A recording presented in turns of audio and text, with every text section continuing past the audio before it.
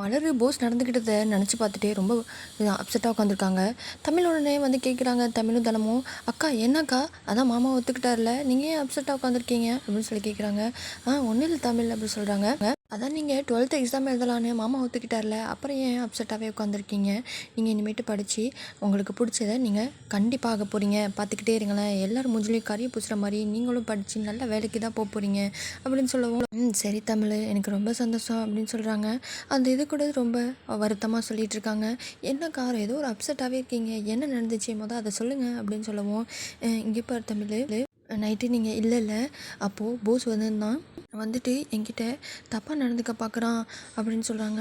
என்னக்கா சொல்கிற, என்ன இப்படி நடந்துக்கிட்டான அவனை சும்மா விடக்கூடாது, வாங்கக்கா நம்ம போய் என்னன்னு கேட்போம் அப்படின்னு சொல்கிறாங்க. விடு தமிழ், எனக்கும் தான் அசிங்கமாக இருக்கும், அதை போய் எல்லாருக்கிட்டையும் சொன்னால் எனக்கும் தான் அசிங்கமாக இருக்கும், அதனால் நான் என்ன செஞ்சுட்டேன், சாணி கரைச்சி மூஞ்சில் ஊற்றி விட்டேன் அப்படின்னு சொல்கிறாங்க. உடனே தமிழ், சூப்பர்க்கா, இப்படி தான் நீ போல்டாக இருக்கணும் சரியா அப்படின்னு சொல்லிட்டு ரொம்ப பாராட்டிகிட்டு இருக்காங்க. தமிழ் சேதிக்கிட்ட சொல்கிறாங்க, உங்ககிட்ட ஒன்று பேசணும் அப்படின்னு சொல்கிறாங்க. என்ன அப்படின்னு சொல்லி கேட்குறாங்க.